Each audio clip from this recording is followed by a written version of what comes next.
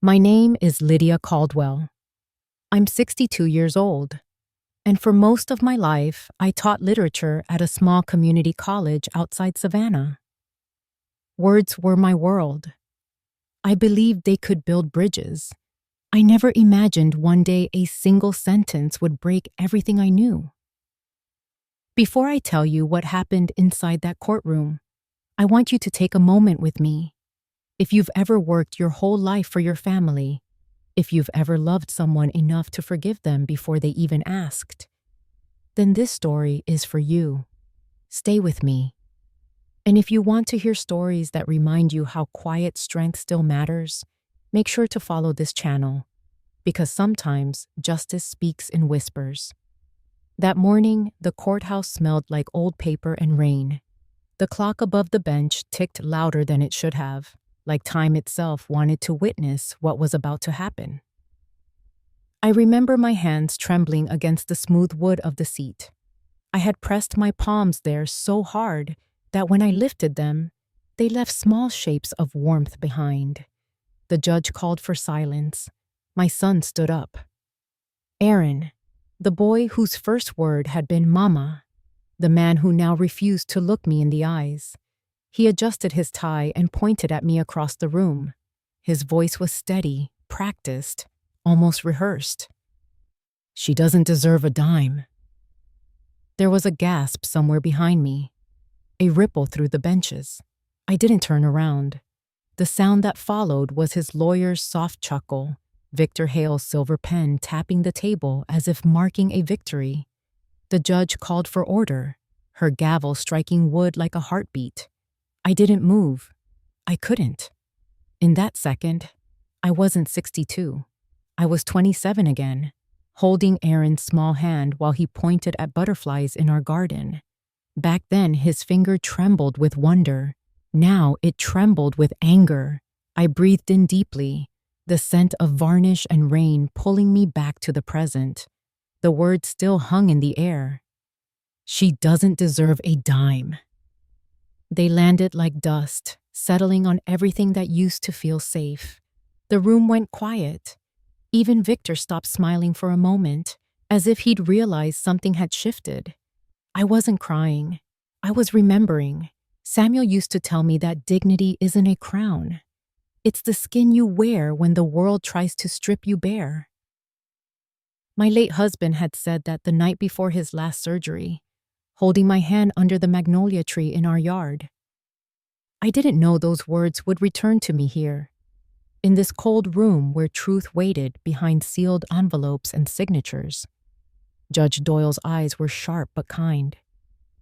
"Mrs. Caldwell," she said, "you'll have a chance to respond once the defense concludes." I nodded, my voice steady though my heart stumbled. "Yes, Your Honor." Aaron avoided my gaze. I watched his hands, the same hands that once built wooden airplanes with his father, the same hands that clutched a ring on his wedding day. I wondered if he could still feel the weight of those memories, or if greed had turned them to stone. I looked down at my lap, at the old leather purse I had carried for decades. Inside it, wrapped in tissue, was Samuel's mahogany box. No one in that courtroom knew it existed. Not yet. I rested my fingers over it like a quiet promise. The lawyer began reading his opening statement, every sentence polished like a blade.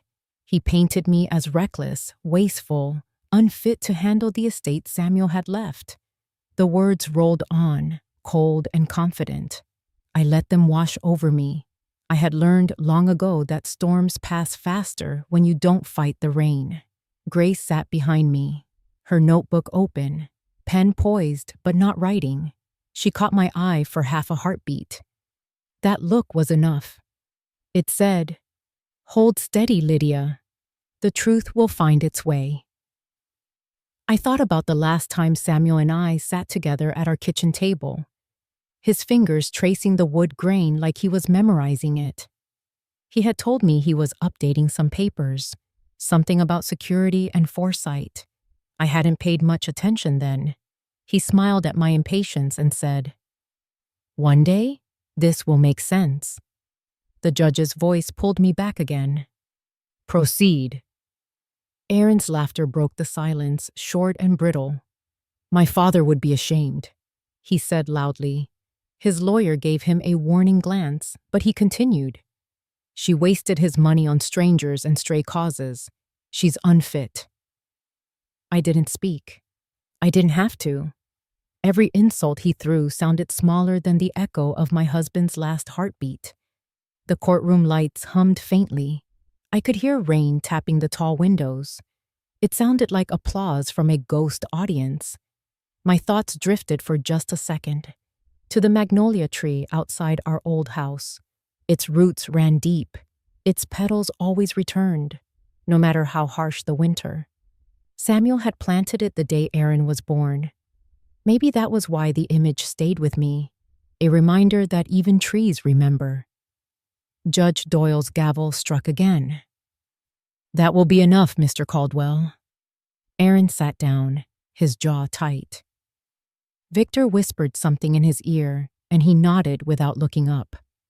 I studied my son's profile, the line of his cheek, the set of his shoulders. Pride and fear were dancing inside him, two old rivals that never truly made peace. I wanted to reach out, but my body refused. Love can't always move through shame. The court clerk shuffled papers. I folded my hands in my lap. The tremor in my fingers had stopped. Somewhere in that silence, humiliation turned into resolve. When I finally lifted my eyes, I caught the judge watching me. There was something in her expression, not pity, but curiosity, as if she sensed there was more beneath the quiet. And there was. There always had been. I took one last deep breath. He said I'd die poor, I thought to myself. But poor isn't about money. It's about what you let people take from you. The rain outside grew heavier, echoing through the glass. I sat straighter, the faint smell of magnolia in my memory anchoring me. The courtroom blurred at the edges, sound fading until there was only my heartbeat and the distant ticking of the clock. That's when I decided I would not leave this room broken. My silence would be my strength, and my truth, Samuel's truth, would speak when the time was right. The gavel struck once more, calling for recess. People began to stand, gathering papers, whispering opinions. I stayed seated, eyes on the empty witness stand ahead of me. It looked like a stage waiting for a story no one believed existed. But it did. It was written long before this day ever came, hidden in a wooden box beneath a tree that never stopped blooming. When court resumed that afternoon, the air felt heavier, as if the morning's shame had seeped into the walls. The clerk's voice echoed while calling the case back into session.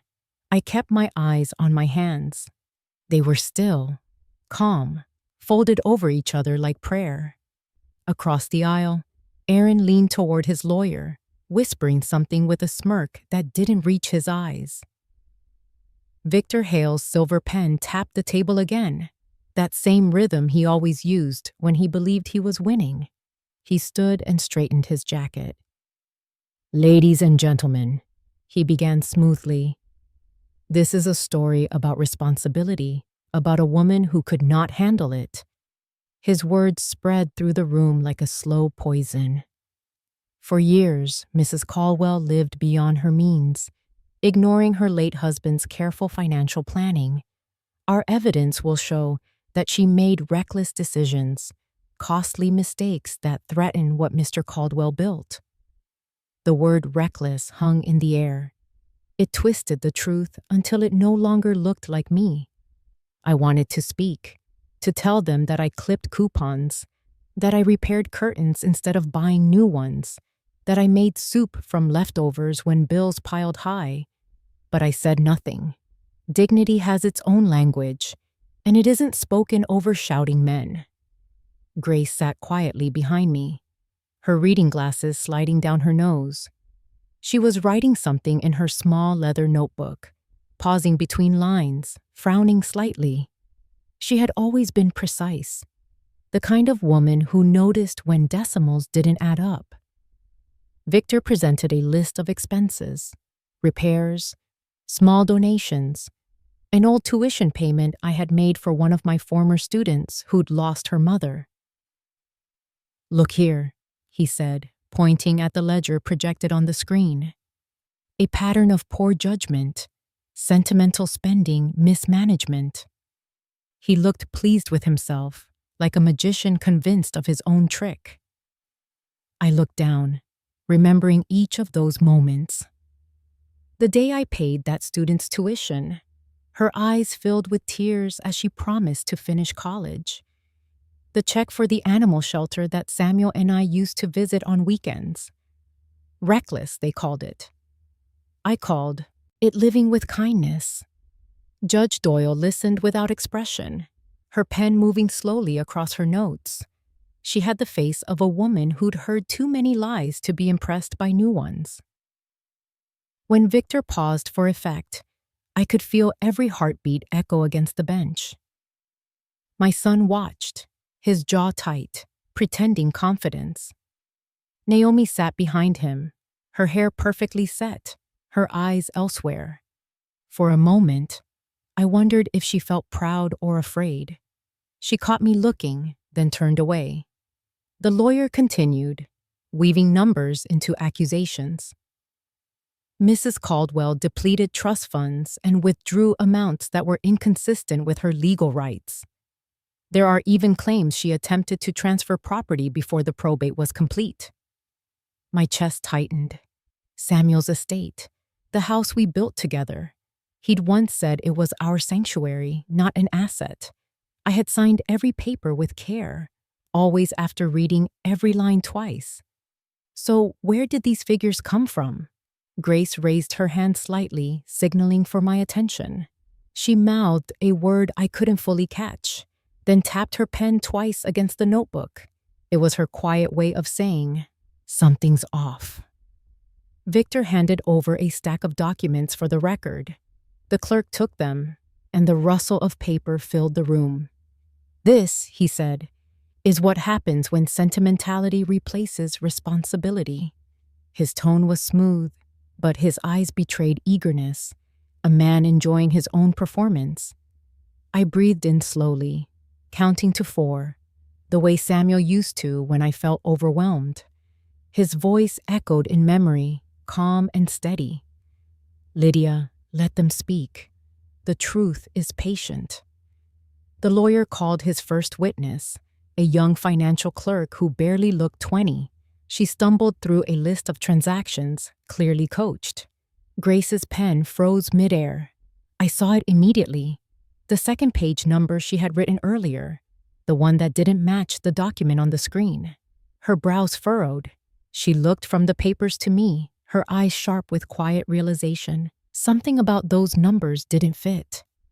Victor finished questioning the witness and smiled faintly, convinced he had cemented the story of the reckless widow. He walked back to the table, his steps confident. The judge nodded toward me. "Mrs. Caldwell, you will have the opportunity to respond after recess." I inclined my head. "Thank you, Your Honor." When the session paused, the courtroom emptied like a tide going out. Only Grace and I remained seated. She leaned forward, her voice barely above a whisper. "Lydia," she said, "I think he's using outdated ledgers. The decimals are rounded, not the way Samuel kept his books." Her words struck me like a pulse of light through fog. "You're sure?" She nodded once. "Positive. Samuel used to double sign every correction. These don't have his initials." We both fell silent, the sound of footsteps echoing down the hallway. Grace's eyes softened. "He underestimated you. And Samuel." I didn't smile, but something in me steadied. "Then let him keep talking," I said quietly. "Let him tell his version while the real one waits."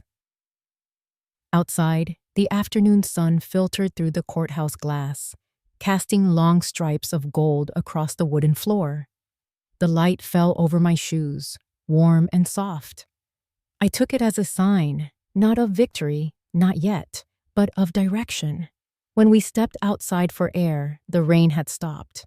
The magnolia trees along the street were wet and shining, their white petals trembling in the breeze. I looked up at them, remembering the one in our yard, the way Samuel used to brush pollen from my hair and laugh when I complained about its mess. Grace followed my gaze. "He loved that tree," she said. "Yes," I murmured. "And he loved what it meant." We didn't need to say more. Beneath that conversation, unspoken, was the beginning of a plan neither of us yet understood. Only that something had cracked open, a small fracture in Victor's perfect story. As we walked back inside, the sound of the clerk's bell summoned us for the next hearing. My son straightened his tie again, and Victor adjusted his papers. They looked certain, but certainty is fragile when truth begins to breathe. I took my seat, folded my hands, and whispered a silent promise to Samuel. "I'm still here, and I'm listening." That night, after the courtroom emptied and the rain turned to mist, I drove home with the headlights cutting narrow paths through the fog. The house felt hollow when I stepped inside, like it had been holding its breath all day waiting for me. I hung my coat, turned on the small lamp by the window, and the scent of old wood and lemon oil filled the room. On the kitchen table sat a chipped blue mug and a stack of unopened mail, but my eyes went straight to the mahogany box on the shelf. It had belonged to Samuel. His initials were carved faintly on the side, the letters fading where my fingers had traced them too often. I sat down, let the silence settle, and opened the box slowly. Inside were receipts, old photos, and a small flash drive wrapped in a note written in his handwriting. "For emergencies." The ink had bled slightly at the edges, the way it always did when he wrote in a hurry. My heart tightened. I could almost hear him again, his soft voice steadying me, his laughter hiding behind the seriousness of his words. The kitchen clock ticked, its rhythm filling the quiet. My mind drifted to that evening 2 years before his passing. We were sitting at this same table, the smell of coffee in the air, his reading glasses perched halfway down his nose. He'd been talking about finalizing some legal updates, and I teased him for being dramatic. He had smiled, not his usual smile, but one that held both love and warning. "Someday, you'll thank me for this," he'd said. "Just promise me you'll keep the box where the light touches it in the morning." I remembered the way the sunlight used to stream through the magnolia branches, scattering patterns over the table. Samuel loved that tree. He said it was proof that roots could hold even when storms came. I looked out the window now, and even in the dark, I could see its silhouette bending gently in the wind. I plugged the flash drive into my old laptop, not sure what I expected to find. The screen flickered, and a folder appeared. Home. Inside it, a single video file named "For Lydia." I hesitated. My breath caught somewhere between fear and longing. Then I pressed play. The image was grainy, but his face filled the screen. His hair was thinner, his eyes tired but alive. He sat in the same kitchen, wearing the same flannel shirt he loved, the one I still kept in the closet. He smiled. "If you're watching this," he began softly, "then I'm gone. But I hope you're all right. I know how you worry, even when you pretend you don't." His voice filled the room, wrapping around me like an embrace I'd been missing for too long. "I've made some arrangements," he continued.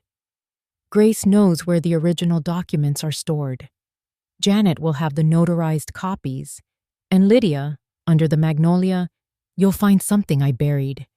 I did it not to hide, but to protect. You'll know when it's time." He paused, leaned closer to the camera. And remember, love, you always made our house a home.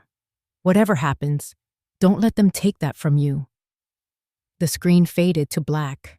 My eyes blurred, and for a long time I couldn't move.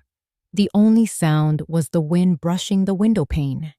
I pressed my palm against the screen, tracing his outline as if I could reach through time. I closed the laptop, my fingers trembling, not from fear, but from a strange, rising strength. Under the magnolia, I whispered the words aloud, testing them, letting them fill the air like a prayer. The next morning, I stood by the window as dawn stretched pale gold over the yard. The magnolia stood proud, its branches heavy with dew. It was the first time in weeks I'd seen beauty without bitterness.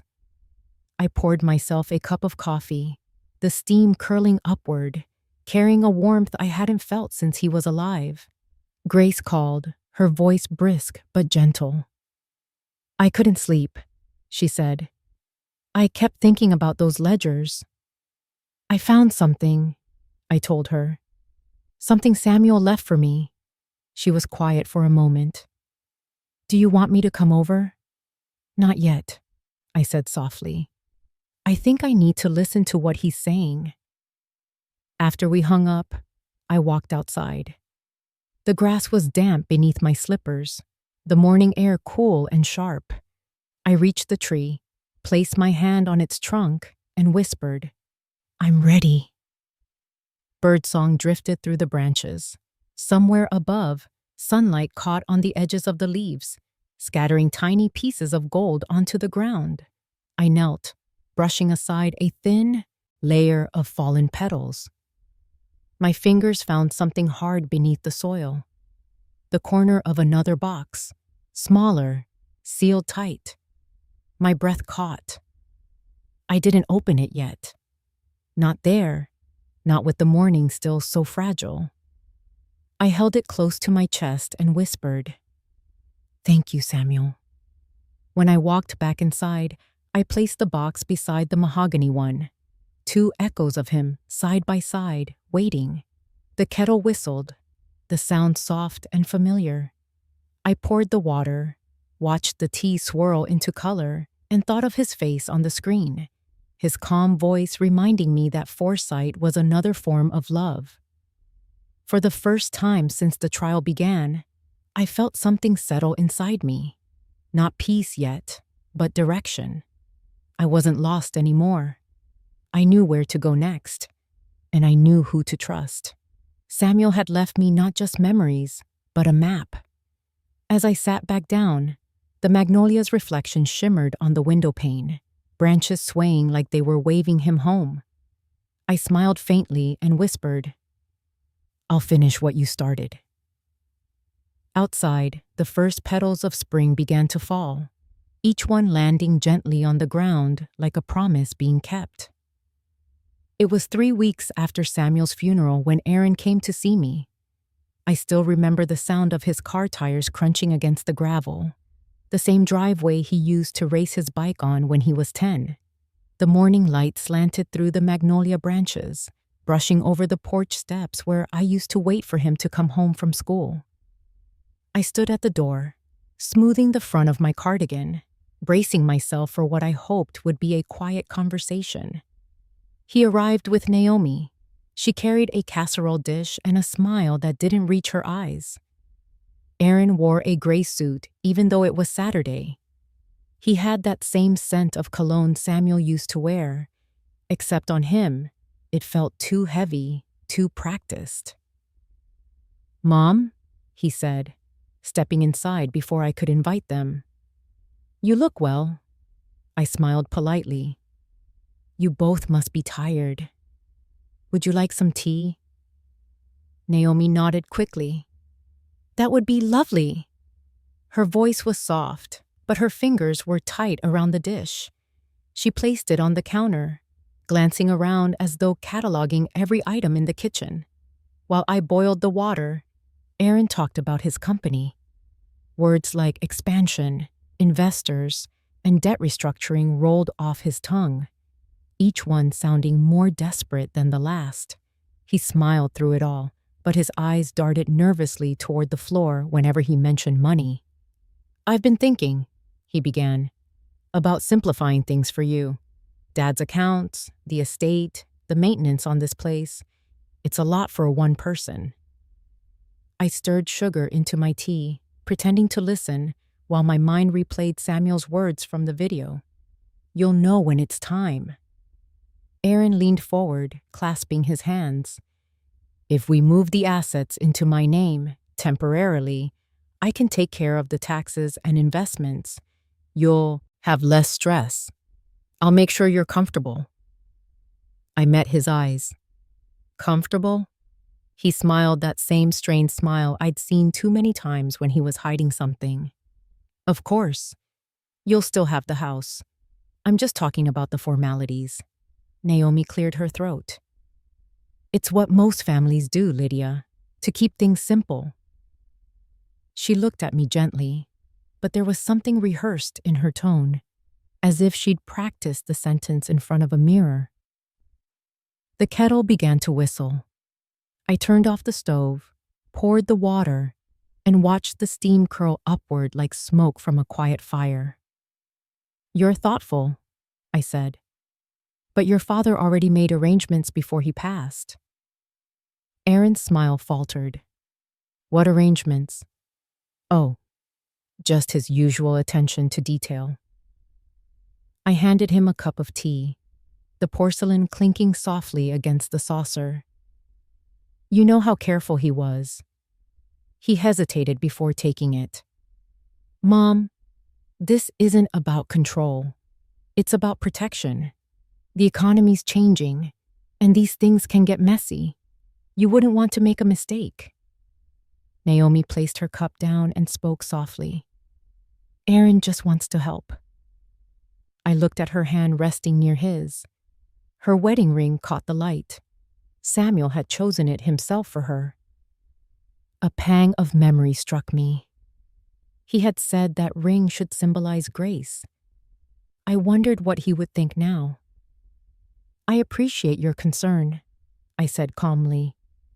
"But your father trusted me to handle what's left. I intend to honor that." Aaron leaned back, his jaw tightening. "You're being stubborn," he said quietly. "You don't understand how complicated this is." I smiled faintly. I may not understand everything about modern finance, but I do understand when someone's afraid of losing control. His eyes flickered, and for a brief second, the boy I once knew looked out from behind the man's face. Then he blinked, and it was gone. Naomi shifted uncomfortably. "Maybe we can revisit this later," she said quickly. She pulled her phone from her purse, pretending to check a message, but I caught the red recording light flashing near her thumb. My heartbeat slowed, steadying itself. I didn't let on that I noticed. I simply poured her another cup of tea and smiled. "Of course, dear. We'll talk later." They stayed another half hour, making small talk that felt like walking through fog. When they finally left, I stood at the window, watching them cross the yard. Naomi looked back once, her face unreadable. Aaron didn't look at all. When their car disappeared down the road, I sat back down at the table. The magnolia's shadow stretched across the floor, its branches brushing the edge of the rug. I reached for the mahogany box, running my hand over its smooth surface. Inside, the smaller box I'd found under the magnolia waited, still unopened. For a long moment, I just listened. To the wind, to the faint hum of the refrigerator, to the silence that had filled the space Samuel used to occupy. Then I picked up my phone and called Grace. "They came," I said when she answered. "I thought they might." "He asked me to sign everything over. Naomi recorded it." Grace exhaled sharply. "Then it's starting." I traced the rim of my cup. "I won't let them take what he built. Samuel left something for me, and I think it's time to find out what it is." Do you need me there? She asked. Not yet, I said quietly, but soon. When I hung up, I turned back to the window. The magnolia branches swayed against the fading light, their white petals beginning to fall one by one. I thought of Samuel's words again. You'll know when it's time. I rose from the table, took the smaller box, and set it in front of me. My hands didn't shake this time. I pressed my thumb against the latch, feeling the faint click as it opened. Inside, wrapped in parchment, was a sealed envelope addressed in his handwriting. To Lydia, only when they come for what isn't theirs. The corners of my mouth lifted, not in joy, but in certainty. The game had begun, though none of them knew that the rules had already been written. I folded the envelope shut again, whispered, "Thank you, my love," and turned off the light. The room fell into shadow, except for the faint gleam of the ring on my finger catching the moonlight. Outside, the magnolia swayed like a silent witness, and I knew the time Samuel had spoken of had finally come. The next morning began like any other, sunlight pushing through the curtains, the smell of coffee drifting from the kitchen. But beneath it all, something had shifted. I could feel it, quiet and heavy, like a storm waiting behind a clear sky. Grace arrived just after 9, carrying her worn leather briefcase and a look that told me she'd barely slept. "You were right," she said before even sitting down. "Something's wrong with the ledgers." We spread Samuel's old files across the dining table. His handwriting was precise, every line straight, every number double-checked. Grace's notes, by contrast, were quick and scrawled in pencil, the way she wrote when she was chasing a thread. "Here," she said, tapping one page. "Transfers made from the family trust 6 weeks before Samuel's death, large amounts, and all signed with your name." I frowned. "But I didn't sign anything." She handed me a copy. My name looped neatly at the bottom, identical to my signature. But I could tell. The L curved too sharply, the D was too wide. "It's forged," I whispered. Grace nodded grimly. "There's more. A medical evaluation filed with the probate claim. It says you were declared mentally unfit to manage finances." The words didn't make sense at first, as if she'd spoken another language. "What?" "It's dated 2 months ago," she said. "Signed by a Dr. Phillips Rains." I shook my head. "I've never met anyone by that name." Grace reached into her briefcase again and handed me another folder. "That's because he doesn't exist. I checked the registry this morning. There's no such license." For a moment, the room spun. The sound of the refrigerator hum blurred into the clock's ticking. I leaned against the back of the chair. "They're trying to make me incompetent." Grace's expression softened, but her voice was steady. "They're trying to take everything before you can stop them." I closed my eyes. Images flickered. Aaron's forced smile, Naomi's recording phone, Victor's smug expression in court. Every gesture, every polite word, every offer of help. It was all a setup. Grace reached for her phone. "We need confirmation. Let me call Dr. Reed." Within an hour, the familiar sound of his old pickup rumbled into the driveway. Dr. Thomas Reed had been our family physician for decades. He'd delivered Aaron, treated Samuel through his final illness, and once spent an entire afternoon fixing the hinge on our gate because he couldn't stand leaving a thing undone. He stepped inside, his face lined with concern. Grace told me what's going on. She handed him the evaluation file. He flipped through the pages, his brow furrowing. "This isn't my signature," he said immediately. "And this letterhead, completely fake. Whoever made this didn't even use the right state seal." "So it's forged," Grace said. He nodded. Without a doubt. And illegal. I exhaled slowly. Then we have proof. Dr. Reed looked at me kindly. Proof of deception, yes. But if they've already filed this, it means someone's helping them inside the system. You'll need legal protection, Lydia. And fast. Grace leaned back in her chair, her eyes narrowing with focus. I know someone. Janet Moore. She's a notary and has worked with Samuel before. She might still have his original estate files. The name pulled at something deep in my memory. Samuel mentioned her once, I said softly.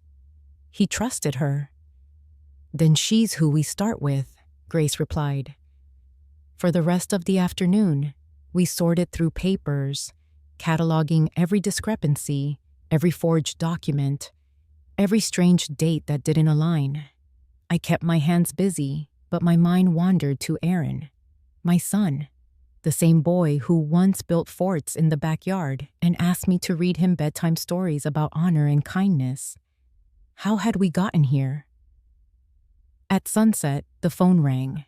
Grace answered, then handed it to me. It's Janet. Her voice on the other end was calm, measured. Mrs. Caldwell, I was very close with your husband. He left detailed notes about his estate. If what you're describing is true, then I believe he prepared for it. I swallowed hard. Prepared for it? Yes. He left an addendum, but it was sealed with specific instructions. He said you'd know when to ask for it. The world seemed to still for a moment. I looked at the magnolia tree through the window, its branches shifting in the breeze. Under the magnolia, I believe it's time, I said quietly. I can meet you tomorrow, Janet replied, discreetly. After we hung up, I turned back to Grace. Samuel knew. He must have known Aaron would try this. Grace folded her notebook closed. Then he left you a way to end it. I nodded, though the weight of the revelation pressed heavy against my chest. The tea in my cup had gone cold. I took a sip anyway, the bitterness grounding me. As night fell, the house darkened around us. The papers on the table rustled softly in the air from the ceiling fan. Grace gathered them neatly into her briefcase. We'll go to Janet first thing tomorrow, she said. After she left, I lingered in the quiet. The magnolia tree stood tall outside, its petals faintly glowing in the moonlight. I stepped out onto the porch, barefoot, letting the cool air wrap around me. Somewhere in the distance, thunder rolled low across the horizon. I thought of Aaron again, not as he was now, but as the boy who once hid behind Samuel's legs, afraid of storms. I whispered into the night, You've lost your way, my son, but so help me, you won't take what's left of your father's soul. I turned back toward the house, closed the door softly behind me, and went to the table one last time. The forged documents lay stacked neatly beside the mahogany box, a quiet war waiting to be fought. I traced Samuel's initials on the lid, steady and certain now.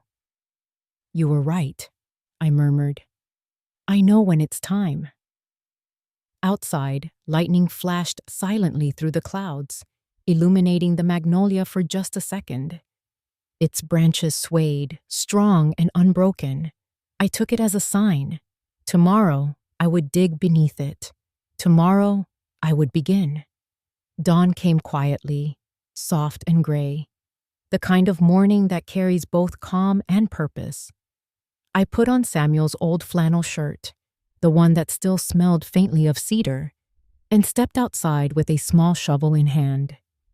The magnolia tree stood tall in the center of the yard, its blossoms pale against the mist. Dew clung to the petals like pearls, and when the wind stirred, they trembled but didn't fall. That steadiness gave me courage. I knelt beneath its low branches, brushing away the damp leaves. The soil was cool and dark, soft from last night's rain. My fingers dug gently, guided more by instinct than memory. Samuel had always said that love leaves a trace, even in dirt. And then, just as my hands began to ache, I felt it, wood against my fingertips. It was the mahogany box, smaller than the one I kept in the kitchen, wrapped carefully in oilcloth. My breath caught as I lifted it, dirt falling away like time being shaken loose. The latch was sealed with wax. Samuel's initials were pressed into it, steady and deliberate. I carried it back to the porch, wiping my hands on my jeans. The key was inside the envelope he'd left, the one I hadn't dared open until now. I took it out, broke the wax, and unfolded the note. In Samuel's neat, steady handwriting were the words, "If you found this, it means the truth is close. Don't open it alone." I stared at the line, reading it twice, maybe 3 times. Don't open it alone. I pulled my phone from my pocket and called Grace. She answered on the first ring. "It's time," I said simply. When she arrived, the morning fog had lifted, leaving sunlight on the grass. She walked up the path, her eyes catching on the box immediately. "He really thought of everything," she whispered. "Help me?" I asked. She nodded, and together we unsealed the latch. Inside, there were 2 things: a sealed envelope marked Addendum, S.H. Caldwell, and a smaller card with handwriting I recognized as Janet's. Grace picked it up and read aloud. "Copy retained under notarial record, per instruction of Mr. Caldwell." I exhaled slowly. So Janet already knows. "Then she's part of this," Grace said. "He trusted her." The addendum envelope was heavier than I expected. I turned it over, noticing a faint imprint of the magnolia petals pressed into the paper, as though it had been hidden there long enough to absorb the shape of the life above it. I ran my thumb over Samuel's signature and whispered, "You always planned 3 steps ahead." Grace smiled softly. "That's why you married him." I laughed quietly, the sound surprising me. "That's one reason." We drove to Janet's office that afternoon, a small brick building on the edge of town. The smell of coffee and paper filled the air when we entered. Janet looked up from her desk, her calm expression shifting into something almost tender when she saw me. "Mrs. Caldwell," she said warmly, "I was expecting your call." Grace placed the box on the desk. "He left this, and a message saying you'd know what to do." Janet nodded slowly. "He did. Samuel anticipated challenges to his will. He created an addendum sealed under dual authorization, his and mine. One copy remained with me, the other with you. It can only be opened if the estate is contested." "It has been," I said quietly. Her eyes softened. "Then we open it." She unlocked a small safe and pulled out a matching envelope. The handwriting was the same, Samuel's, neat and deliberate. "They're identical," she confirmed, "which means the contents are binding." She sliced the top open carefully and unfolded the document. Her eyes moved quickly across the lines. When she looked up, her expression was a mix of relief and gravity. He included a secondary clause. If the estate is challenged by any beneficiary, the contesting party forfeits all claims. Grace let out a slow whistle. "He really did plan for everything." Janet nodded. "There's also a recording referenced here. One final statement, to be played only in court if necessary." My breath caught. "A recording?" "Yes," Janet said gently. "He asked me to keep a copy for safekeeping. It's locked under digital code, but I have the authentication file." Grace turned to me. "Lydia, this changes everything." I looked down at the paper, my husband's signature steady at the bottom, the ink slightly smudged from where he must have paused. My heart swelled with both love and sorrow. He knew, I whispered. He knew what they'd do. Janet placed her hand over mine. Samuel's faith in you was unwavering. He wanted to make sure no one could twist his legacy. For a long moment, none of us spoke. The only sound was the ticking of the wall clock, steady and sure. Finally, Grace broke the silence. We'll need to authenticate this legally before presenting it. Victor will try to dismiss it as fraudulent. Janet nodded. I'll file the verification tonight. I'll also prepare a certified statement confirming the dual custody. I stood, feeling both lighter and heavier all at once. Thank you, I said, my voice quiet but full. As we left, Janet handed me a small USB drive. That's the verification key, she said. Keep it close, but don't use it yet. Timing will matter. The drive was warm in my palm, a small piece of metal carrying Samuel's foresight. I held it against my heart as we stepped outside. The late afternoon light had turned golden, washing the street in warmth. Grace looked at me, her eyes gleaming with determination. You realize what this means, don't you? I nodded. It means the truth is finally waking up. We drove home in silence. The magnolia tree stood waiting, its branches reaching toward the sky like open arms. I looked at it as we pulled into the driveway, feeling its quiet presence like an old friend watching over me. Inside the house, I set the box back on the table and placed the USB beside it. The light from the window stretched across the wood, landing exactly where Samuel used to sit for breakfast. For the first time since he died, I felt like he was there again, not as memory, but as strength. I whispered into the stillness, "We're almost there." And outside, a single magnolia petal broke free from the branch and drifted down, landing softly against the window glass, as if answering me. The next evening, the air felt heavy with rain that refused to fall.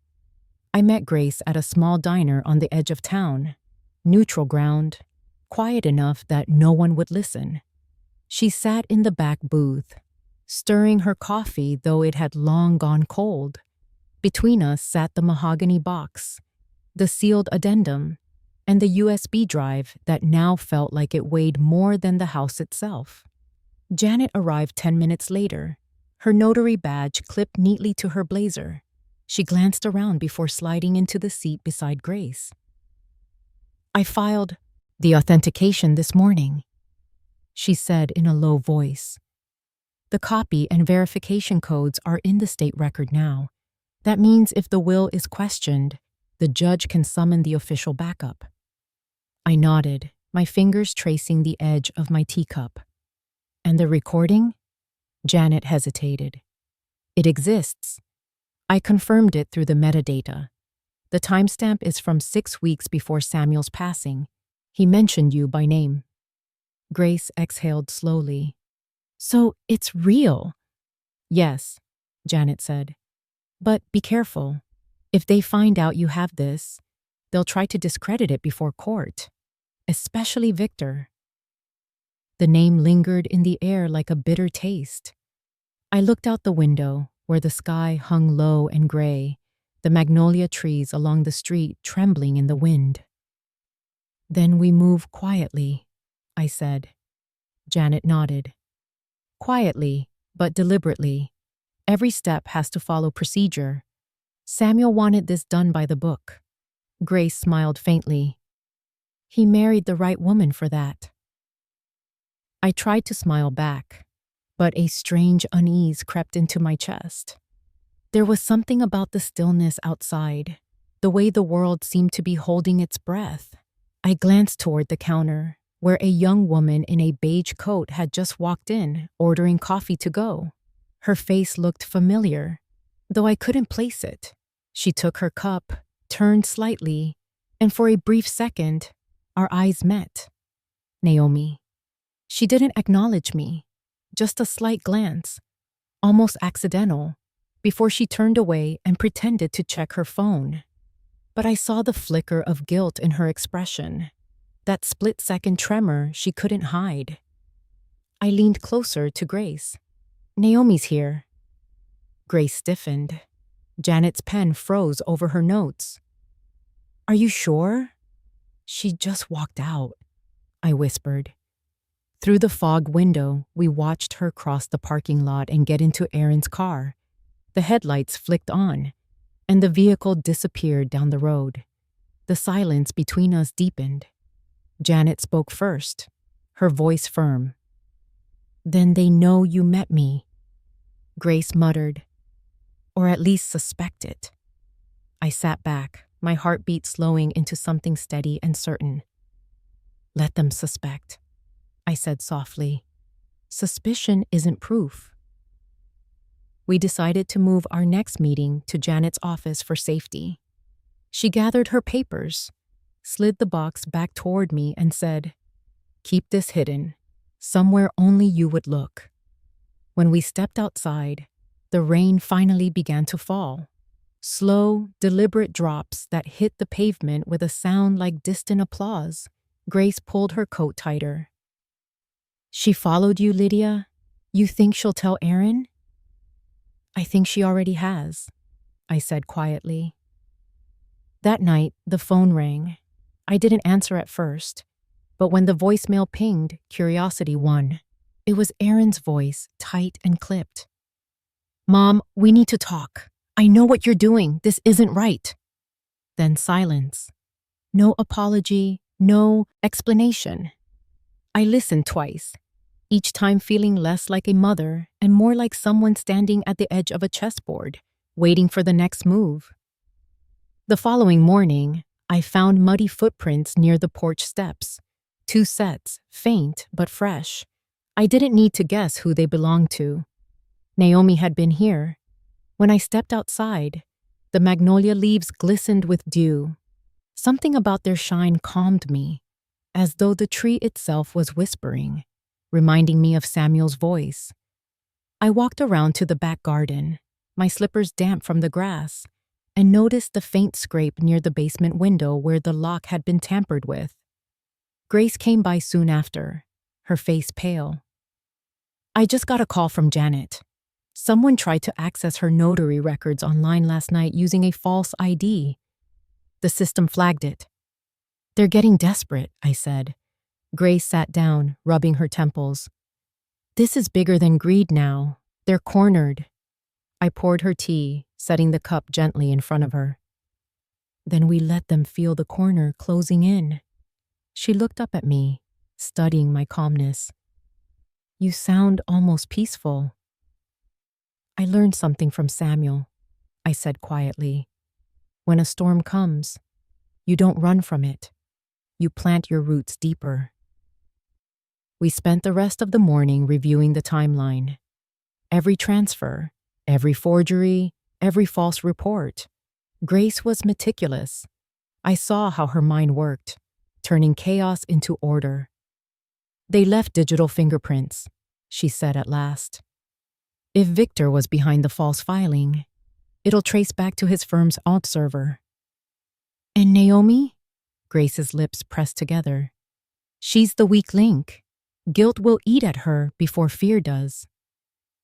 That night, I sat by the window again, the mahogany box resting on the table beside a single candle.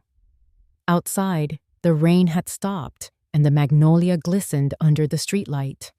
I thought of Naomi's glance at the diner, how her eyes had flickered with something she didn't yet understand. Pity, shame, or the first spark of conscience. I didn't know yet, but I could feel the whisper of change moving through the air, soft but steady, like Samuel's hand guiding mine through the dark. I leaned back, closed my eyes, and whispered, "Let them keep talking. The truth is already awake." The candle flame danced once, as if in answer, before settling into a steady glow. By Monday morning, the storm had moved on, but its echo lingered in the sky, a dull gray hum that matched the tension in the air. I woke early, made tea, and sat by the window as the magnolia leaves glistened with leftover rain. I had a feeling the calm wouldn't last long. Around 9, Grace called. "They've gone public," she said without preamble. "Victor just leaked a story." I didn't ask what kind. I could already guess. "How bad?" "Bad enough. They're painting you as unstable, grieving to the point of confusion. There's even a quote from an anonymous source claiming you were mentally unfit before Samuel passed." I felt the words settle on me like cold dust. "Anonymous," I repeated quietly. "That's convenient." Grace's tone softened. "Don't react, Lydia. Let them show their hand first." But the story spread quickly. Within hours, my phone buzzed with calls from numbers I didn't recognize. I ignored them all. Then one message arrived. A journalist requesting a statement. For fairness. The name made me pause. Emily Cross. I'd read her work before. She was sharp, not easily manipulated. Still, the timing was too neat to be coincidence. By early afternoon, she was standing at my doorstep, raincoat draped over one arm, a small recorder in hand. "Mrs. Caldwell," she said politely, "I wanted to give you the chance to respond. I'm not here to attack you." Her tone wasn't cruel, just cautious. I gestured for her to come in. "I don't usually talk to reporters," I said, "but you might want tea before you decide what story you're telling." She smiled faintly. "That's fair." As the kettle began to hum, she looked around the room. Her eyes landed on the photos along the mantel. Samuel in his garden, Aaron as a boy holding a model airplane, our wedding picture in its old wooden frame. "Your husband seems meticulous," she said. "He was," I replied. "He planned everything, even things I didn't understand at the time." Emily hesitated, as if weighing something. "His lawyer's firm claimed he left his estate unclear, that you made changes without authorization." I met her gaze steadily. "Do I seem like someone who doesn't read the fine print?" She blinked, and a hint of curiosity softened her expression. "No, you don't." I handed her the tea and sat across from her. "You came here expecting a story about a foolish old woman, but you'll leave with a different one." She glanced down at her recorder, then switched it off. "Off the record," she said. "What really happened?" I took a sip of my tea before answering. "A man I trusted, my son, was convinced by people who only understood power, not love. They forged papers, built lies, and told the world I'd lost my mind. But Samuel saw them coming." Emily leaned forward slightly. "You have proof?" I smiled faintly. "I have patience." For a long moment, she said nothing. Then slowly, she nodded. "Victor's story didn't add up. His dates don't align with the court filings. I checked." "You did?" "I always check," she said, "but my editor doesn't like when I question official sources." "Maybe you should show him what real evidence looks like," I suggested. She laughed quietly. "Maybe I should." We talked for another hour, and when she left, her recorder stayed in her pocket. She didn't ask for quotes or photographs.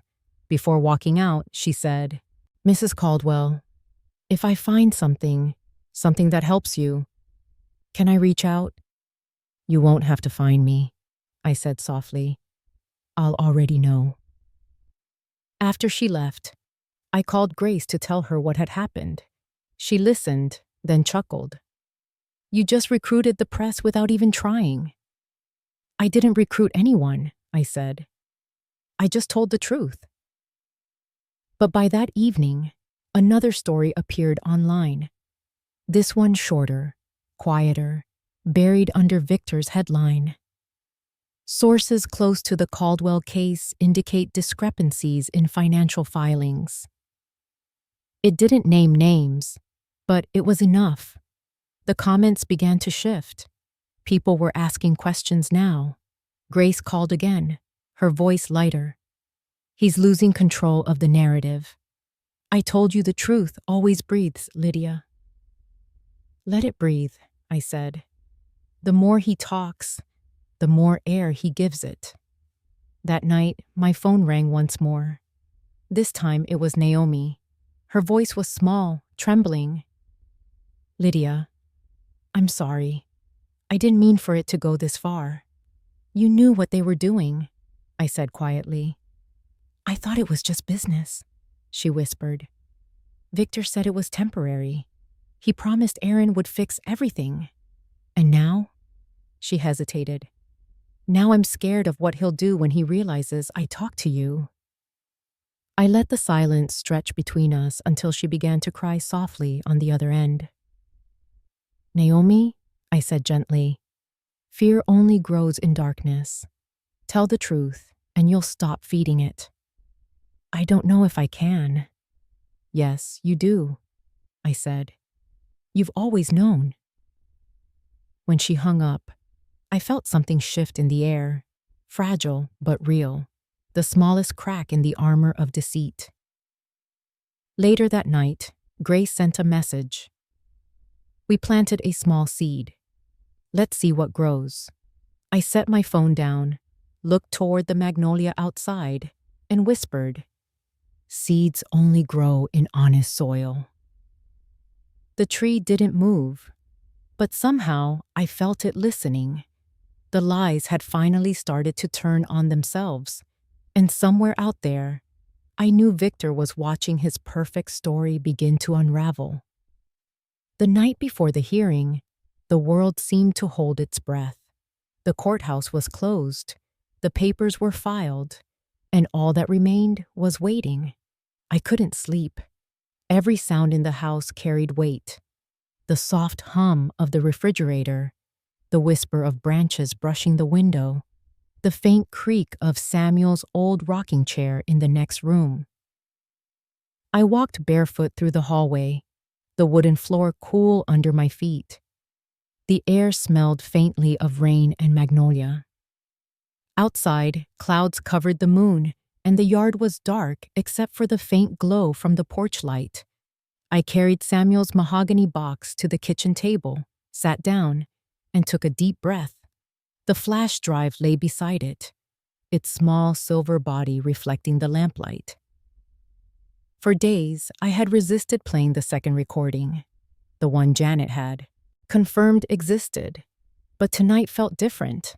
I needed to hear his voice again, one more time before I faced our son.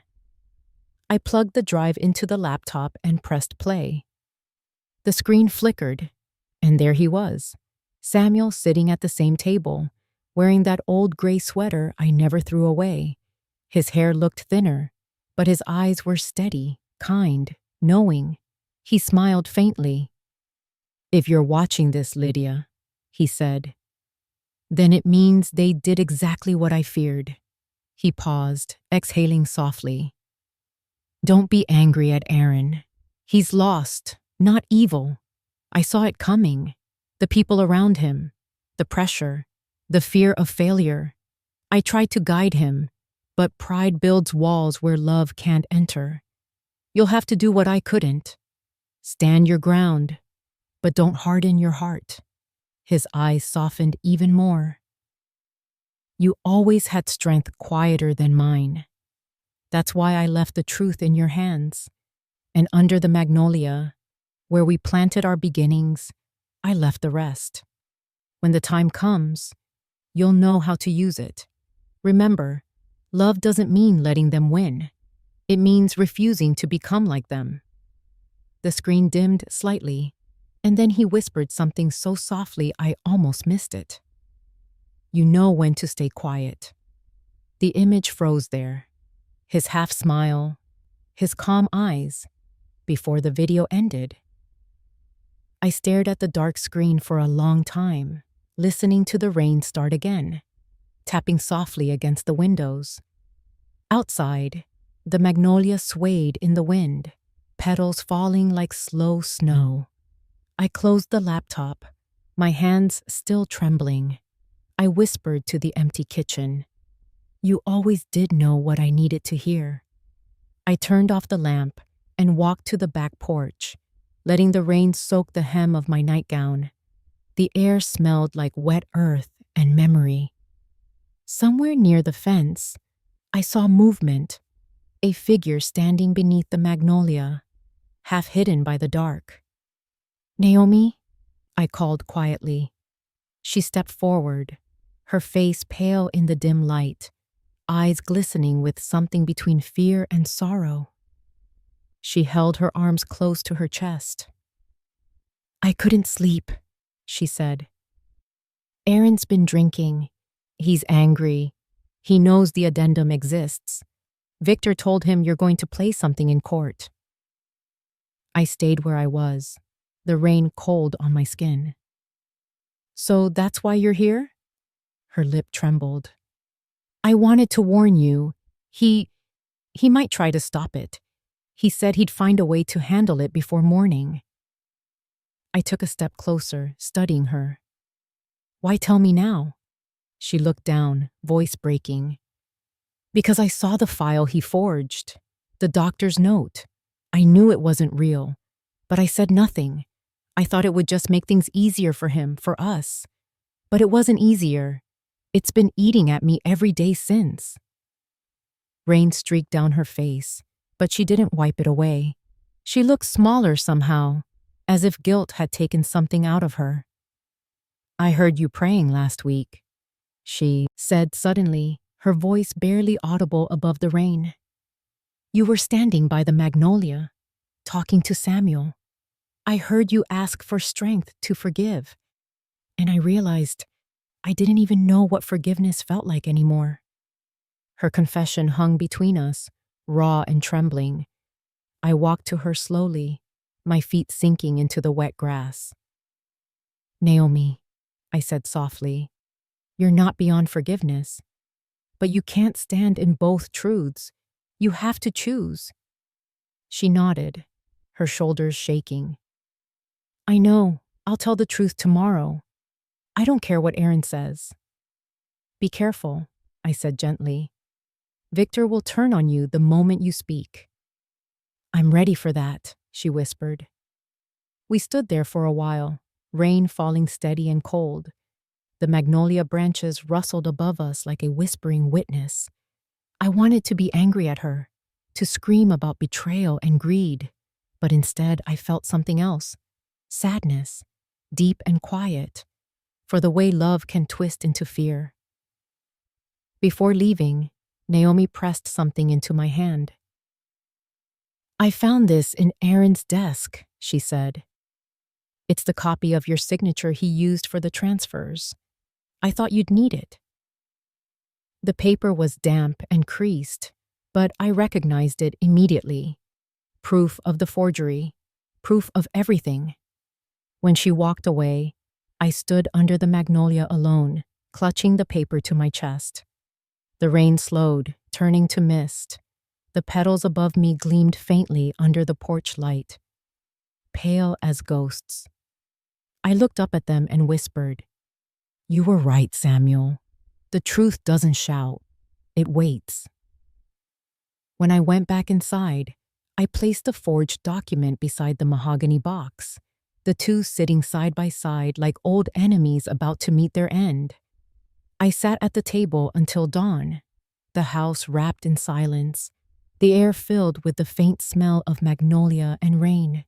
And when the first light touched the window, I smiled, not because I felt peace yet, but because I finally saw the path leading to it.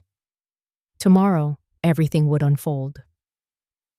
The morning of the hearing arrived, wrapped in silence, the kind that feels like breath held too long. I woke before sunrise, standing by the window as a thin veil of mist drifted over the magnolia tree. Its branches were still wet from the night rain, glistening faintly in the early light. I pressed my hand against the cold glass and whispered to the reflection, We finish this today. By the time I reached the courthouse, the hallways buzzed with low murmurs and echoing footsteps. The scent of polished wood and paper filled the air, familiar, almost comforting now. Grace was already waiting outside the courtroom, her notes tucked neatly under one arm. "You didn't sleep," she said. "I didn't need to," I replied. She studied my face, then nodded. "Naomi called me early this morning. She said she's ready to testify." I took a slow breath. Then the truth will finally have a voice. When we entered, Aaron was already seated at the plaintiff's table beside Victor Hale. He looked pale, his tie loosened, his hands clenched together so tightly that his knuckles whitened. Naomi sat behind him, her face composed but distant. I caught her eye briefly, and she gave a small, almost imperceptible nod. Judge Doyle entered, the courtroom rising to its feet. Her presence filled the room without effort. Steady, deliberate, a woman who had no patience for theatrics. She adjusted her glasses, glanced over the files before her, and said, "We're here to continue the Caldwell estate matter. Mr. Hale, you may proceed." Victor stood, that silver pen glinting in his hand. "Your Honor, my client maintains that the will presented by Mrs. Caldwell is incomplete, inconsistent, and potentially altered after the decedent's passing. We also move to exclude the alleged addendum she claims exists, pending verification of authenticity." His words were smooth, rehearsed. The courtroom felt colder as he spoke. I kept my hands folded in my lap, fingers resting lightly on the edge of Samuel's mahogany box that Grace had insisted I bring. The judge turned her gaze to me. "Mrs. Caldwell, do you have a response?" I stood slowly, my voice calm but clear. "Yes, Your Honor, the addendum exists, and it's already verified by the state notary's office. I also have a certified statement confirming the chain of custody." Victor's smirk flickered, the faintest crack in his confidence. "Your Honor," he said quickly, "we've yet to review those documents forensically. Until then, it's possible that—" Judge Doyle raised a hand. "Possible is not proof, Mr. Hale. However, given the sensitivity of this matter, I will require authentication before admitting the addendum as evidence." My heart sank, but I kept my expression neutral. "Of course, Your Honor." Grace leaned toward me, whispering, "Stay calm. This was always part of his play. He wants to delay." Victor nodded politely, pretending professionalism. "We simply seek fairness, Your Honor. Until such time as these new materials can be authenticated, we move that they be temporarily set aside." The judge's gaze sharpened. "Temporarily," she repeated. "Very well. We will recess for the afternoon.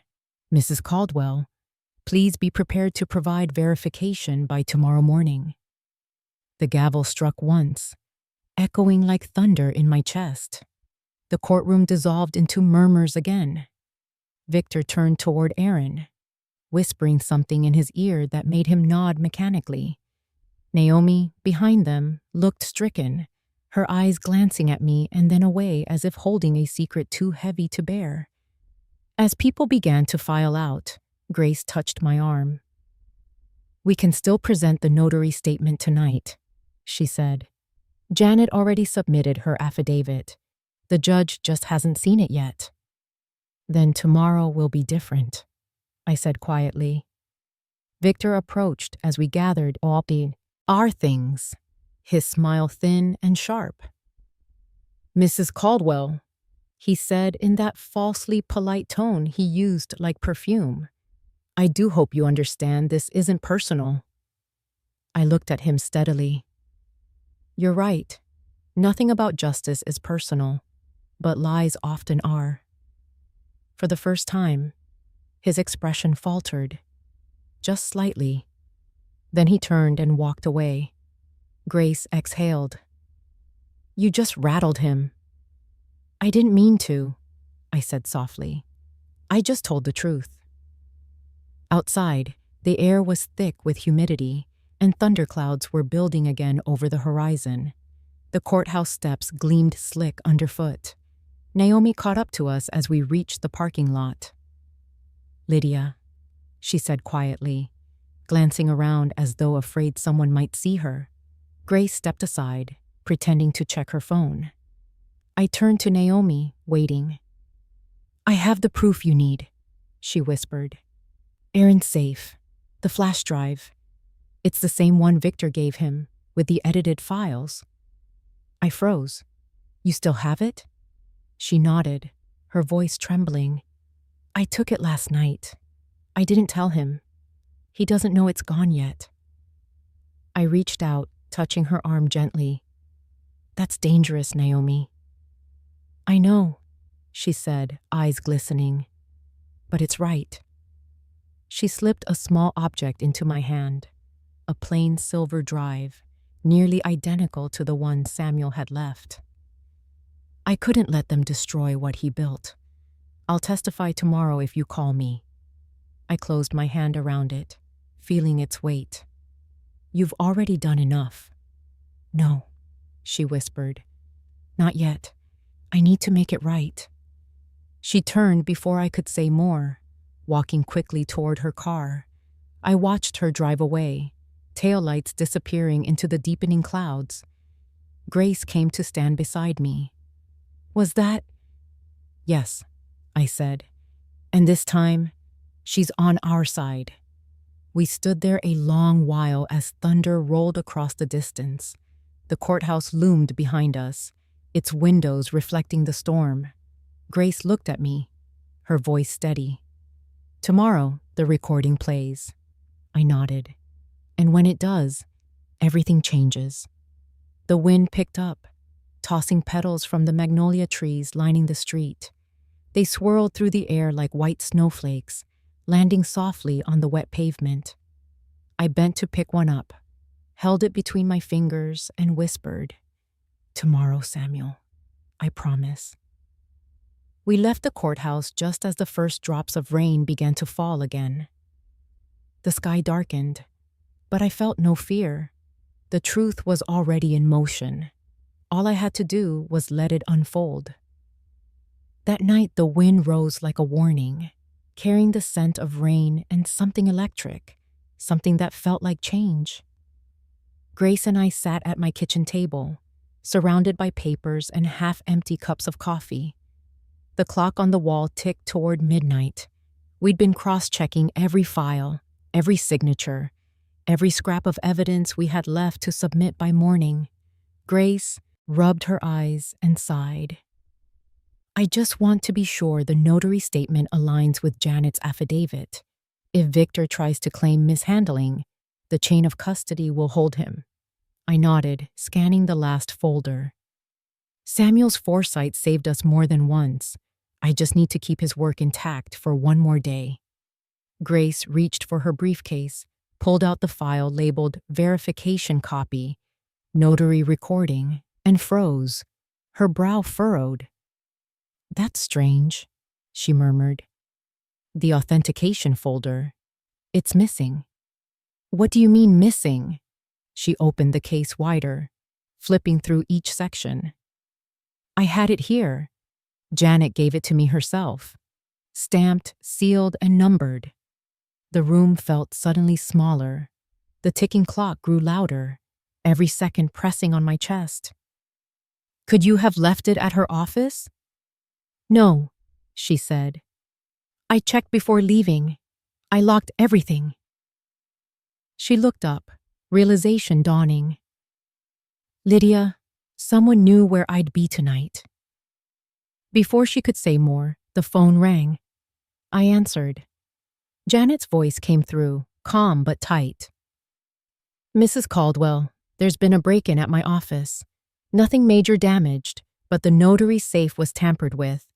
I checked the logs. Someone accessed the digital records 3 hours ago using a false key." Grace and I exchanged a glance. Was anything taken? I asked. I can't be sure, Janet replied. But the backup copy, the original video authentication, it's gone. My heart sank. The recording, the only irrefutable proof of Samuel's clause, the one that would silence Victor once and for all. Do you think Victor— I can't accuse anyone without evidence, Janet said. But whoever it was knew exactly what to look for. I gripped the phone tighter. Janet, we still have my copy of the flash drive. And the addendum. We can rebuild it. She hesitated. Just make sure they're safe. Whoever did this isn't finished. When we hung up, the silence that followed was thick, like the air before a storm breaks. Grace looked at me. It's Aaron, she said softly. Or someone close to him. I didn't want to believe it, but deep down I knew she was right. I rose, crossed the room, and opened the drawer where I'd hidden Samuel's box and the silver flash drive Naomi had given me. Both were still there, untouched. Relief washed over me for half a second before I noticed something else. A faint scratch on the drawer handle, as if someone had tried to pry it open. I turned to Grace. Someone's been here. She stood quickly. When? I don't know, I said. But not long ago. Just then, headlights swept across the window. My breath caught. A car idled in front of the house for a moment, then drove away slowly. Grace stepped to the curtain and peeked out. Blue sedan, she whispered. Aaron's. I sat down, forcing myself to breathe evenly. He's nervous. Naomi must have told him she took the drive. Which means he'll do something reckless, Grace said. We need to secure the files before morning. She packed her papers quickly while I pulled the flash drive from the drawer and tucked it into a small velvet pouch, the same one that once held my wedding ring. I tied it tight and slipped it into my coat pocket. Before Grace left, she placed a hand on my shoulder. Be careful, Lydia. He's unraveling. Desperate people make dangerous decisions. I know, I said softly. But so do determined ones. After she left, the house felt heavier. I walked through each room, locking the windows, checking the doors. In the hallway, Samuel's photograph hung above the console table, his eyes kind, his smile patient. You prepared me for this, I whispered. I just didn't know it then. Sometime near midnight, I heard a sound outside. The faint click of a car door followed by hurried footsteps. My pulse quickened. I stood by the window but saw nothing. The night swallowed everything beyond the porch light. I didn't sleep. I sat at the table with the mahogany box before me, waiting for dawn. By morning, the storm had passed, leaving a gray, heavy sky. When I opened the front door to fetch the newspaper, something white caught my eye. A folded envelope resting on the porch rail. I picked it up carefully, my name scrawled across the front in a hand I recognized all too well. Aaron's. Inside was a single line written in shaky ink. You won't win, Mom. Stop before you regret it. No signature, no address, just a threat wrapped in fear. I folded it slowly, tucking it beside Samuel's documents. You're already regretting it, I murmured. An hour later, Naomi appeared at my door, her eyes red-rimmed, her voice trembling. He's out of control, Lydia. He tore through his office this morning looking for something. I think he knows I took it. I led her inside. Do you still have the other drive? She nodded and pulled it from her purse. He doesn't know I made a backup before giving you the one last night.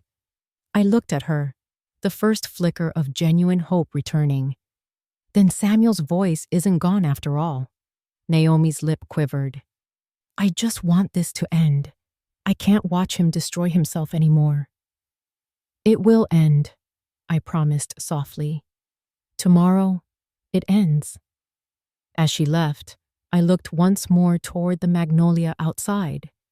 The rain had knocked a few petals loose, but the branches still stood strong, reaching toward the pale morning sky. I touched the velvet pouch in my pocket, feeling the solid weight of the drive inside. Samuel's truth was still alive. And tomorrow, in that courtroom, it would finally speak. The morning came wrapped in a silence that felt sacred, like the world knew something was about to shift. I dressed in navy, the same color I'd worn to Samuel's memorial, simple, calm, unprovocative. The air outside was cool and sharp, a thin fog curling across the lawn as I stood beneath the magnolia tree one last time before leaving. I brushed my fingers over its trunk and whispered, "You'll hear him too today." The courthouse loomed quiet when I arrived, its marble floors gleaming, the air thick with anticipation. People moved differently that morning, slower, as though they could sense the weight of what was coming. Grace met me at the door, her voice low. "Janet filed the new verification at dawn. The judge has it." "Then it's time," I said softly. We entered the courtroom together. Victor sat already, his face carefully composed, but the edges of his confidence had begun to crack. Aaron sat beside him, pale and restless, a man pretending to be composed while everything inside him splintered. Naomi was there too, behind them, her hands clasped tightly in her lap. When our eyes met, she gave a single, resolute nod. The gavel struck once. Judge Doyle adjusted her glasses, her tone calm but cutting. "We are here to address the final evidence submission in the Caldwell estate case. Mrs. Caldwell, I understand there is a recording you wish to present." I stood. "Yes, Your Honor." "Proceed." Grace rose, handing the flash drive to the clerk, who crossed the courtroom and inserted it into the computer connected to the screen. My pulse echoed in my ears like the slow roll of distant thunder. Victor leaned forward, his voice measured. "Your Honor, we still object to the admission of any media not previously certified." "Sit down, Mr. Hale," the judge interrupted without looking at him. The screen flickered, blue light filling the room, and then Samuel appeared. Gasps rippled quietly through the benches. He was sitting at our kitchen table, just as I remembered, his posture straight, his voice steady. "If this recording is being played," he began, "it means my estate has been challenged by someone I love. Aaron, my son, if you're hearing this, I want you to know something first. I forgive you." A hush swept over the room. Aaron's face went pale, his mouth parting as if the words themselves had struck him. Samuel continued, "This will, and the home it protects, belong to my wife, Lydia Caldwell. She built this life with me. She earned every piece of it with grace and patience. Should anyone contest this estate, they will forfeit their claim. 10% of the remainder will go to the Magnolia Foundation, a charity Lydia and I planned together." He paused, eyes soft, voice lowering like a prayer. "Because love, my boy, isn't ownership, it's stewardship.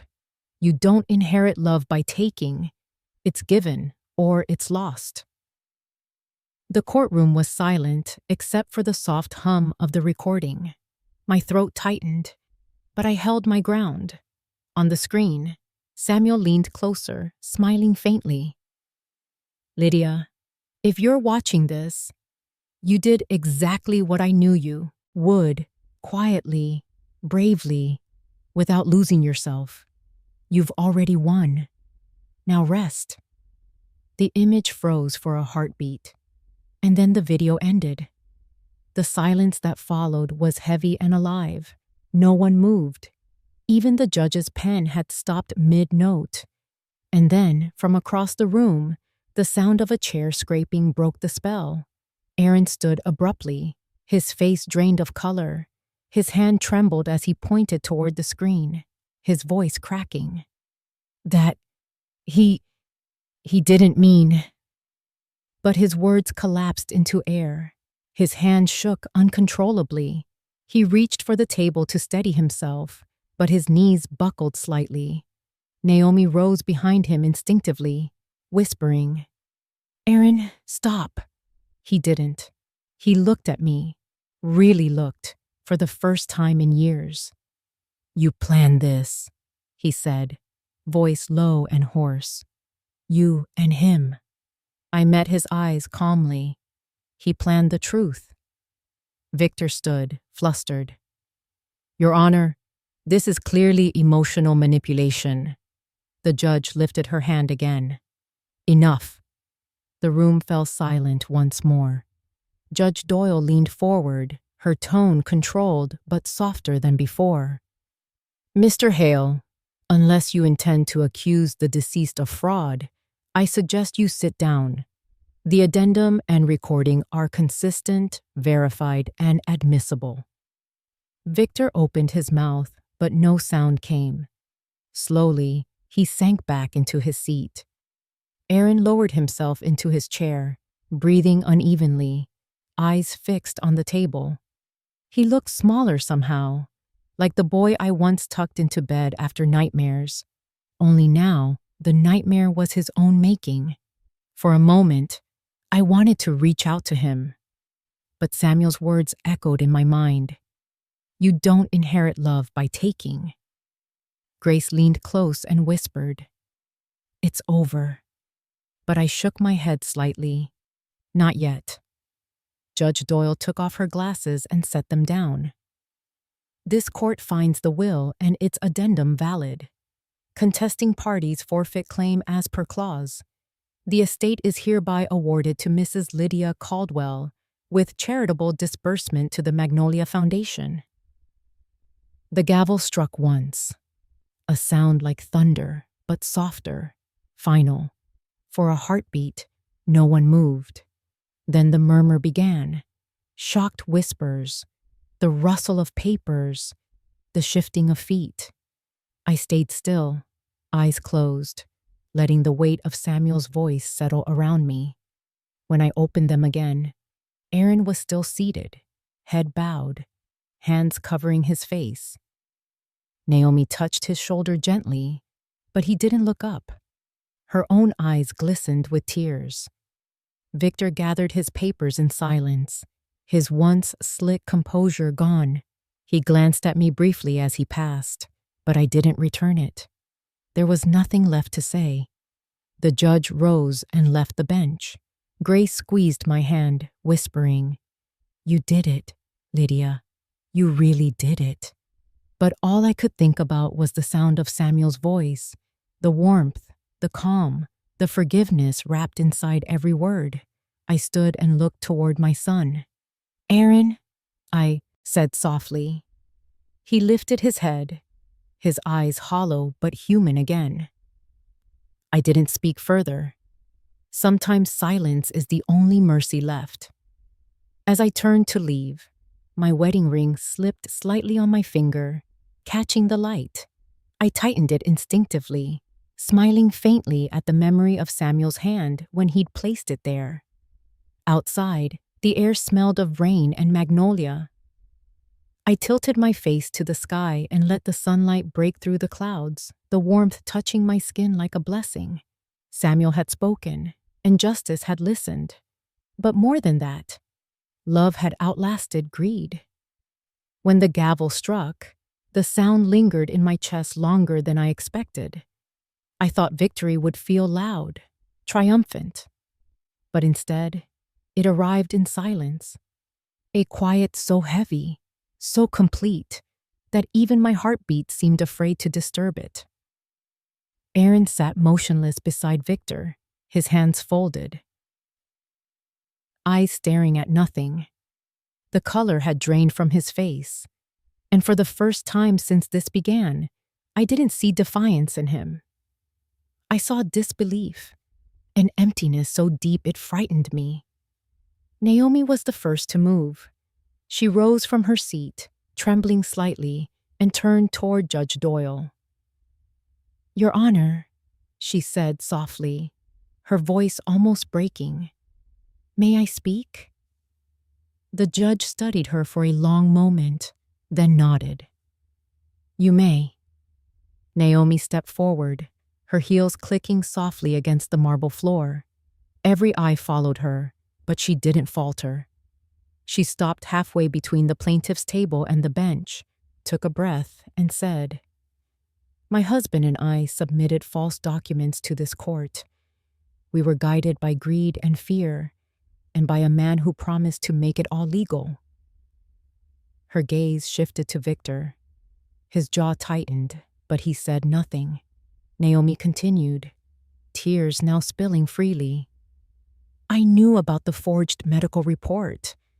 I said nothing because I was afraid of losing everything. But I lost my peace instead. And I can't carry that anymore." Judge Doyle's expression softened just slightly. "Do you understand what you're admitting, Mrs. Caldwell?" Naomi nodded, her voice steady now. "Yes, Your Honor, I understand. And I'm ready to face the consequences." The judge glanced toward the bailiff, who quietly made notes at her desk. "Your statement will be recorded and submitted for review." Naomi lowered her eyes. "Thank you." Then she turned toward me. "Lydia, I'm sorry. I can't ask for forgiveness, but I needed you to hear it from me." For a moment, I couldn't speak. The courtroom had blurred around the edges, the walls distant, the people mere shapes. All I could see was her, small, trembling, but brave in a way she hadn't been before. I gave her a slow nod. "You did the right thing. That's where forgiveness begins." Her lip quivered and she whispered, "I'll testify against him, against Victor. I promise." Behind her, Victor stood abruptly, his papers scattering across the table. "This is absurd," he snapped, his calm mask shattering. "She's trying to save herself with lies. There's no proof of any forgery." Grace, seated beside me, cut in smoothly. "There's plenty of proof, and the court now has it. Thanks to your client's wife." Judge Doyle's voice sliced through the noise. "Enough, Mr. Hale. You'll remain silent unless spoken to." Victor froze, lips pressed tight. The bailiff moved closer to his table. Aaron finally stood, his movements slow, almost mechanical. "Don't," he muttered toward Victor. "Just stop." Victor turned toward him. "Aaron, stop," Aaron said louder this time, his voice breaking. He ran a hand through his hair, the weight of everything collapsing on his shoulders. He looked at me, eyes bloodshot. The boy inside him flickering weakly behind the man who'd betrayed me. "Mom," he whispered. "I didn't mean—" But the words caught in his throat. His hands began to shake again. He reached for the table, knocking over a glass of water. The sound echoed like thunder in the stillness. Naomi moved instinctively, steadying him, whispering something I couldn't hear. Judge Doyle stood, her tone quiet but firm. "Court is adjourned. Officers, please see to the submission of Mrs. Caldwell's testimony and ensure the evidence remains sealed until the Ethics Board review." The gavel struck one last time. People began to file out slowly, whispering, glancing back at us as they passed. Grace touched my shoulder gently. "It's done," she said. I stayed seated for a moment, watching Aaron. He sat again, elbows on his knees, his head buried in his hands. Naomi stood beside him, her hand resting on his back, her tears falling silently. Victor gathered what papers he could, his movements sharp and hurried, his pride unraveling with every motion. As the room emptied, Judge Doyle approached me quietly. Mrs. Caldwell, she said, your husband must have been an extraordinary man. I smiled faintly. He was, but he'd say, the extraordinary part was simply choosing to love people who don't always deserve it. She nodded, her eyes kind. You've reminded this court that dignity doesn't shout. It stands. When she left, Grace and I gathered our things. The courtroom smelled faintly of dust and old paper. The sunlight filtered in through the tall windows, catching in the particles that floated like gold. Aaron lifted his head as I passed. Mom, he whispered. I stopped, but didn't turn.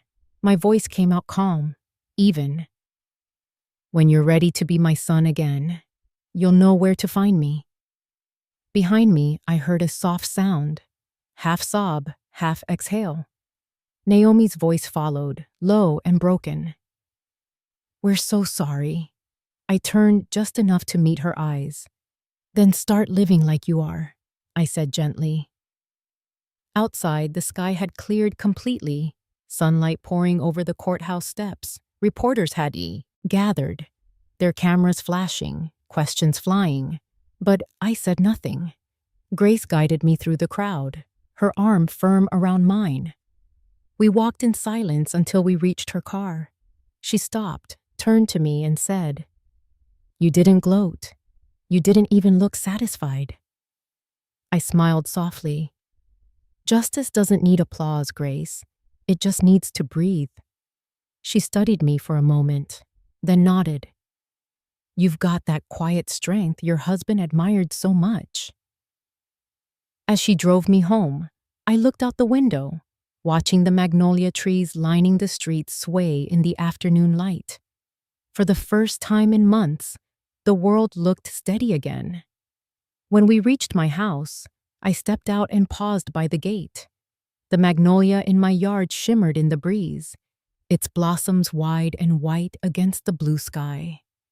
I thought of Samuel's voice, his forgiveness, and the faint echo of my son's broken one. Inside, I set the mahogany box on the table, unlocked it, and placed my wedding ring beside the flash drive. The light from the window touched them both, warm and golden. It was over. The noise, the lies, the fear, it was all gone. Only truth remained.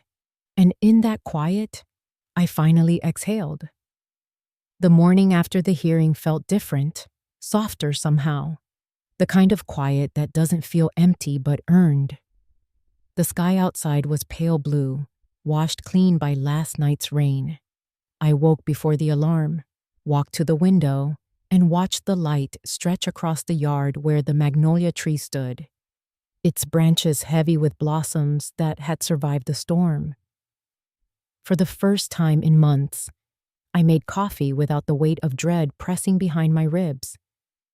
The house smelled of roasted beans and lemon oil, the way it used to when Samuel read the morning paper at the kitchen table. I caught myself glancing at his chair out of habit, half expecting him to be there, smiling that patient smile that made the world feel simple. On the counter lay a neat stack of envelopes, legal papers Janet had delivered early, finalizing the estate's closure. Beside them sat a small card from Grace. We did it. You can rest now. I smiled faintly, tracing the ink with my thumb. Outside, I heard the crunch of tires on gravel. When I looked through the window, Naomi's car was parked by the curb. She stood for a moment before stepping out, clutching something small in her hands. Her shoulders slumped under the morning light, as if carrying a burden too heavy to name. I met her at the door before she could knock.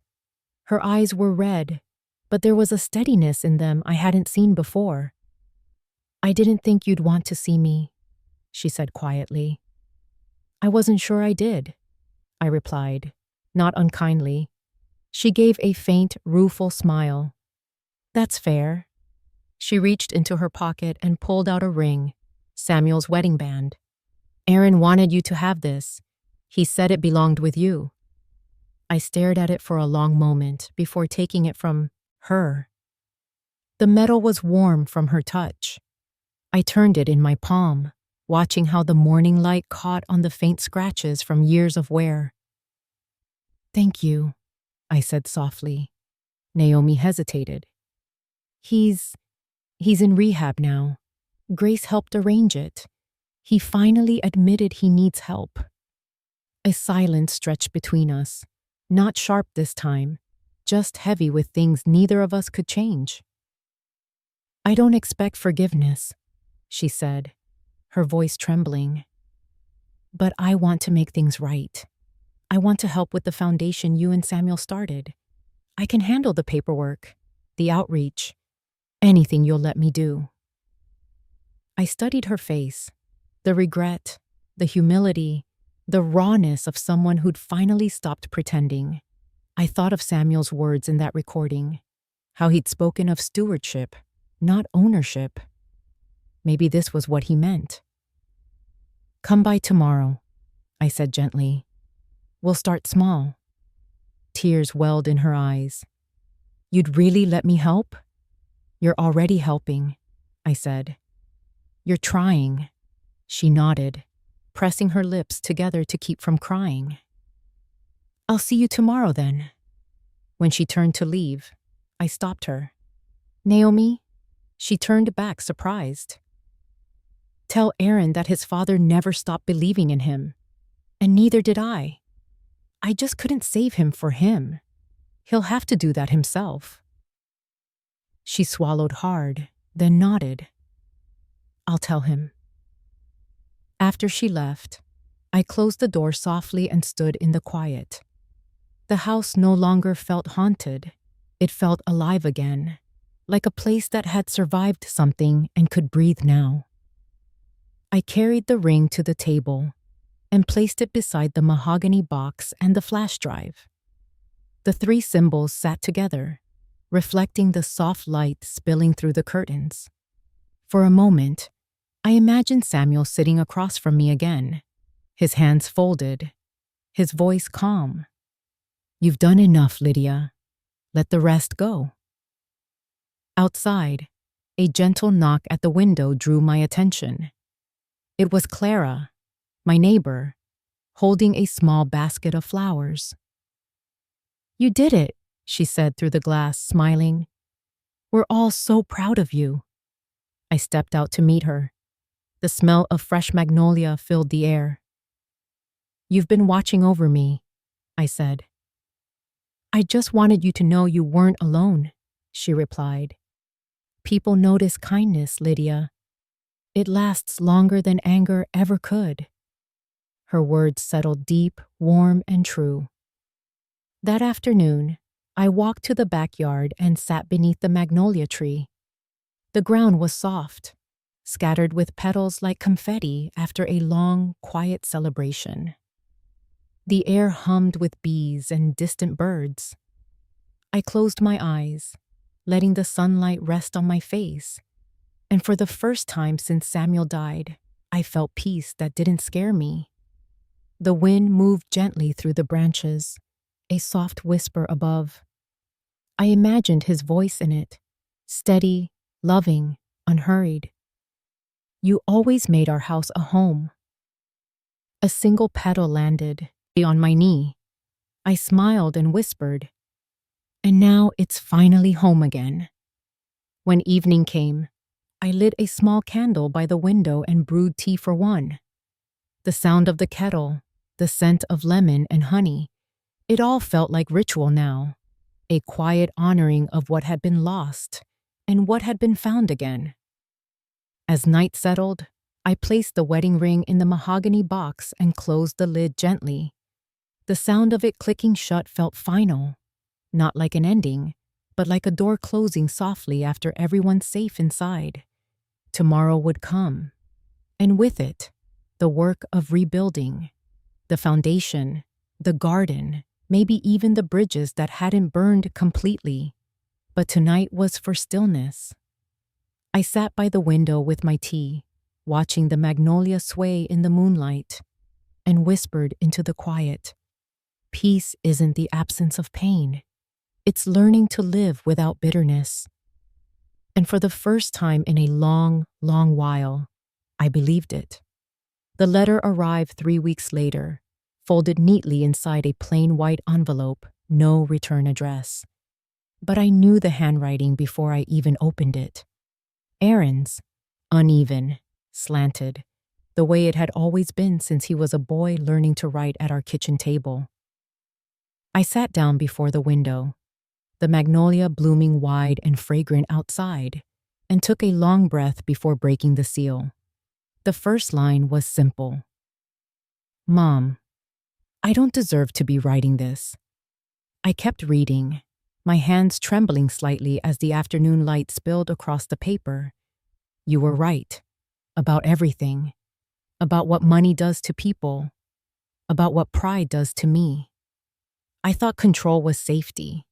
I thought having everything would finally make me feel like enough. But when the judge read Dad's words, I realized I'd been poor long before I lost the house. I stopped there for a moment, pressing the letter to my chest. The phrase echoed through me like a bell. I was poor before the money was gone. He went on. Naomi visits me here every week. She tells me you forgave her. I don't know how you could. She said you offered her work with the foundation. That's how I knew you hadn't changed. You still build things, even from ashes. Dad used to say you were the quiet one, but I think your silence was just strength that didn't need to prove itself. The ink had bled in one corner, a small blur where maybe his hand had rested too long. I see him sometimes when I sleep. Dad, standing under the magnolia, hands in his pockets, smiling the way he used to when I came home from school. I think he'd still be disappointed in me. But I hope, maybe, not forever. The last paragraph was short, almost hesitant. If you can, write to me. You don't have to visit. Just let me know if there's still a way back. By the time I finished reading, the light had shifted across the floor, spilling gold onto the mahogany box that sat where it always did, between Samuel's memory and my quiet routines. I placed the letter inside, folding it carefully, like something alive. Then I stood and looked out the window. The magnolia tree was in full bloom now, its branches heavy with white petals, swaying gently in the breeze. I remembered Samuel's voice from the recording, his soft laugh, his unshakable calm. You've already won. Now rest. I whispered to the air. You were right, my love. He's finding his way back. The afternoon stretched quiet and warm. I brewed a cup of tea, the scent of chamomile and honey filling the room. I took it to the porch and sat on the old wooden bench Samuel had built, the boards smooth from years of use. The magnolia swayed above me, its blossoms catching the light. For a while, I just watched them fall, slow, weightless, like forgiveness made visible. When the sun dipped low, I opened my journal and began to write. Not to Aaron, not yet, but to the man who'd made all of this possible. Samuel, it's done. The house is safe. The lies have gone quiet. The world feels gentle again. You can rest, and so can I. A soft wind moved through the branches, carrying the faint scent of earth and bloom. I smiled and whispered. He thought I'd die poor, but the richest thing I ever had was peace. The magnolia petals drifted across the yard, glowing in the last of the sunlight. I stood, carried the mahogany box to the base of the tree, and set it gently among the roots. Inside were 3 things: Samuel's flash drive, his ring, and Aaron's letter. Past, love, and hope, all where they belonged. I pressed my palm to the bark, feeling the roughness beneath my skin. This is home now, I said quietly. As I turned back toward the house, the porch light flickered on, warm and soft. The air hummed with the low chorus of evening, crickets, wind, The faint rustle of branches. For the first time in years, there was nothing left to guard, nothing left to prove. Only stillness, only peace. I poured one last cup of tea and sat by the window as the night came down. The magnolia outside gleamed white in the moonlight, petals drifting like snow. I closed my eyes, hearing Samuel's voice one last time, faint but certain. Love outlasts everything that tries to destroy it. And when I whispered back, my voice was steady. It does. The camera of life, if it had one, would have lingered there. A quiet widow, a blooming tree, a house at peace. No applause, no thunder, just the sound of wind moving gently through branches that would bloom again next spring. And in that quiet, I finally knew. Endings aren't meant to hurt. They're meant to heal.